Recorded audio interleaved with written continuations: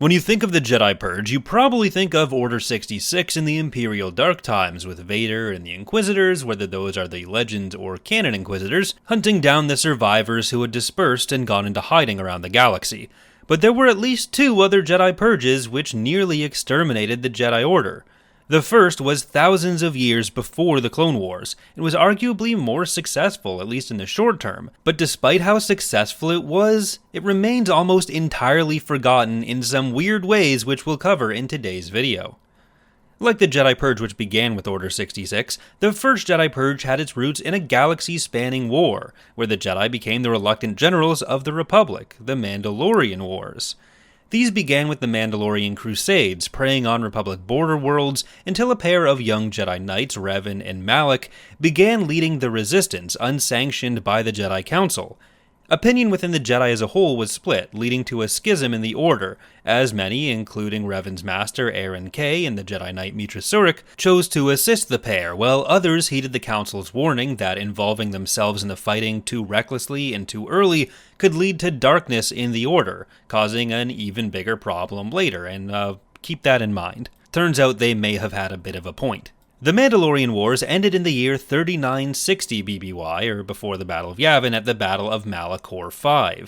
Revan fought and killed the Mandalorian leader, Mandalore the Ultimate, but the real victory came through the use of a superweapon built on the planet, which was the reason Revan had lured the Mandalorians there. This superweapon was called the Mass Shadow Generator, and it was activated by Meetra Surik and a Zabrak engineer named Bao-Dur.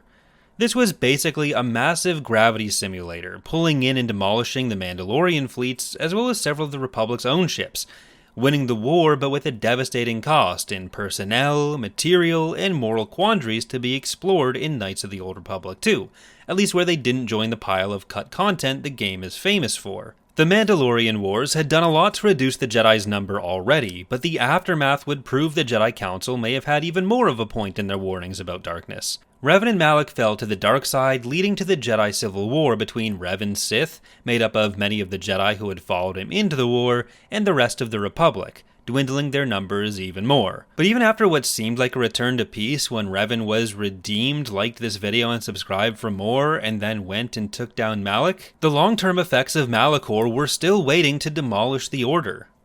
Without Revan and Malak's leadership, the Sith had begun to splinter, but despite the Republic's conquest of these individual Sith warlords' territories, including Korriban, an ancient Sith academy on Malachor, the Treyas Academy, had become home to a new Sith Triumvirate, a pair of apprentices named Darth Nihilus and Darth Sion, under the leadership of Darth Traya, aka Kreia, and possibly also known as Aaron Kay, which is one of my favorite Star Wars conspiracy theories, that Kreia was actually Aaron Kay, who was the Jedi Master of Revan that we mentioned earlier, as well as being the mother of one of the other companions in KOTOR 2, Brianna the Handmaiden. There are a couple other things like that in the era, which maybe I'll do a video on those in the future as well. Darth Sion's body had been mutilated by years of war, fighting on the side of the Sith since at least the Great Sith War of Exar Kun, having at some point been struck down, but he kept himself alive through his embrace of pain and the dark side. Nihilus's turn had been the result of Malachor itself. He had become a wound in the Force caused by the Mass Shadow Generator,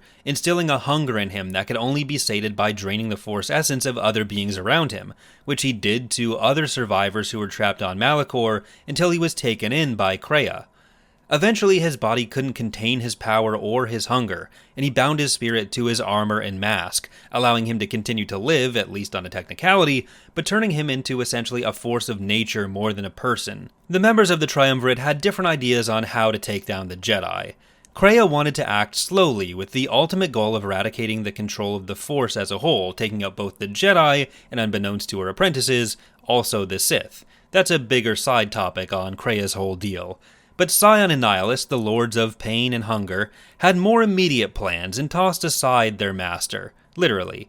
Nihilus cut her off from the Force, and she sought out Meetra Surik, who had been similarly cut off from the Force after Malachor. This new pair of partners became the leaders of a reunited Sith Empire, albeit one far less powerful than the one which Revan had led overall, but their campaign against the Jedi was more covert. Nihilus had assembled a fleet of ships, particularly damaged ships from Malachor, including his flagship, the Ravager, which was itself pretty ravaged. What resulted from the pair was less of an open war and more of a deliberate hunting of the Jedi, who'd been weakened by the two preceding wars between 3955 and 3951 BBY. Many in the galaxy at this point didn't really see much of a difference between the Jedi and the Sith, and the galaxy had just been through so much that that's probably why there wasn't much of a response from the Republic against these Sith. But they were slowly whittled down, and the biggest individual moment of crisis came at Katarr. The Jedi had been reduced to about 100 active members, and a plan was made to lure Nihilus into a trap. Katarr was the home of the Miraluka, a species without eyes who instead relied on the Force to see. So the Miraluka, as a Force-sensitive species, plus the gathered conclave, including masters like Vandar Tokair, formerly of the Dantooine Council, would shine like a beacon of buffets to the very hungry Nihilus. The plan worked perfectly, and Nihilus was drawn to the planet, and then the plan very much stopped working when Nihilus just drank them all, save for one Miraluka he took as his apprentice, Visas Mar. This was only one of reportedly several planets left entirely barren of life by Nihilus. The few remaining Jedi scattered to the wind, including a few surviving Jedi Council members. The plot of KOTOR 2 basically has you play as Meetra Surik, the Jedi who pulled the trigger on Malachor, as she pieces together what stripped her of her ability to access the Force, and as she tries to locate those Jedi Council members and any other survivors to take down Nihilus and Sion. Kreia, who was now working with the Exile, ends up killing the Jedi Council members that you do track down, when those Jedi Council members try to take away Meetra's re-established connection to the Force. The exceptions to this in the game are Master Vash, who you find dead on Korriban already, and Master Atris, who had started her own academy on Telos, and who had fallen to the dark side while studying Sith holocrons to try and learn of a way to defeat the Sith, taking up the mantle of Darth Traya, which had been left aside by Kreia.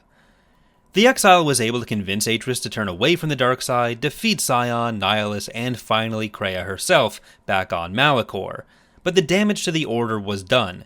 There was basically nobody left in it aside from the Exile, an Atris awaiting punishment from a council which no longer existed, and a handful of Force sensitives with Meetra's entourage, who she'd begun training as Jedi, referred to by Kreia as the Lost Jedi, including a Jedi historian, the Disciple, Atan Rand, a former Sith agent, Brianna, the handmaiden of Atris and the daughter of Aaron K we mentioned earlier, Mira, the former bounty hunter, and Visas Mar, the apprentice of Nihilus, whom Meetra was able to redeem over their journey. Because remember, that 100 figure was from before the Katarr incident, and the number had only gone down since then.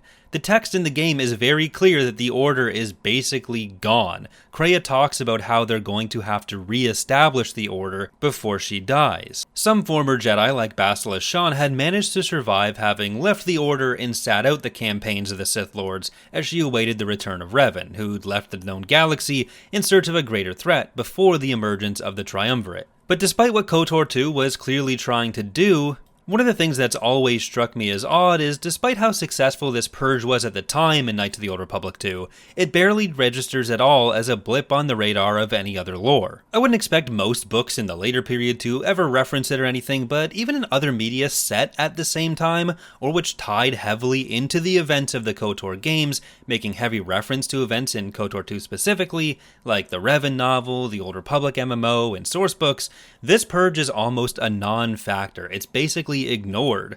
There are scenes between Meetra and Bastila in the second part of the Revan novel, which I believe is set a year or two after KOTOR 2, when Meetra is about to go in search of Revan, where she's talking about having left HK-47, an assassin droid who's a member of your party in both games, in the care of the Jedi Council, which has apparently been reformed already. Like I said, Kreia mentions the other party characters that I already went over as playing a key role in re-establishing the Jedi Order, but nothing else ever really seems to acknowledge it as being unestablished. And really, aside from Meetra's significant role in the book, there seems to be a complete disregard for KOTOR 2 in the Revan novel. Kreia gets mentioned in one page, but the only other KOTOR 2 party members or antagonists which get mentioned at all are the ones who were already characters in the original Knights of the Old Republic, so Cantress Ordo, T3M4, and HK-47. You can kind of see why this is the case given that it was written by one of the writers of the original Knights of the Old Republic. KOTOR 2 was made by Obsidian rather than BioWare, who had made the original game. And this was because the turnaround that LucasArts had wanted on a sequel to the game was way faster than what BioWare was comfortable with. And frankly, even as a fan of KOTOR 2, I think the amount that had to be cut from that game shows just how rushed it really was. So especially given what seems to have been a reluctance to write the Revan novel in the first place by its author, Drew Karpyshyn, I can kinda see why he didn't include much from KOTOR 2, even if from a strictly lore perspective it does create some gaps. But this isn't just on that novel either. The Old Republic MMO has some codex entries acknowledging some of the events, like the Enclave on Katarr, which was also shown in a Tales comic, but they don't tend to have much extra information on the re-establishment of the Jedi Order, despite how much extra context the game tends to give events in KOTOR, even if that might be controversial sometimes. Now on this, I've only played so much Tor and it's a very big game, so maybe there's more on that reestablishment that I'm missing, but I don't think it's there. There's still a bunch more I want to play myself in Tor, but let me know if you're a Tor player and there is more on this that I just haven't seen yet. But beyond that, even when sourcebooks mention this period, like in the Essential Guide to the Force, it tends to be pretty glossed over. Most sourcebooks, like the Essential Guide to Warfare, will have a bit of information on the Jedi Civil War of KOTOR, but the Sith Civil War, which I had to say multiple times, which followed, and the Dark War and its Jedi Purge don't really show up at all. The mentions in the Essential Guide to the Force include a mention on the timeline of Traya attempting to bring an end to the Jedi and Sith orders. But beyond that, there's just a confused account of who might have killed Darth Nihilus. This is kind of intentionally confused because it's supposed to be an incomplete record that a historian is working off of in-universe within the Jedi. But the options given are either that it was Brianna or it was Visas. And despite the ending of the game where they become Jedi and where Kreia says they become important parts of re-establishing the Order being the presumed canonical ending, this Jedi historian, Bodo Bass, doesn't seem to realize they were Jedi and thinks that Nihilus might have actually killed Mar. Tor actually does include a holocron from one of the party members, Disciple, who Kreia mentioned as being on track for a Jedi Council position. So you'd think that maybe he might have kept some better records for them to work off of later on re-establishing the Order and them being Jedi. That's the story of the biggest Jedi Purge and how the Order was re-established after it, even if the rest of the lore doesn't really care about it. Thank you for watching, and let me know what you think in the comments.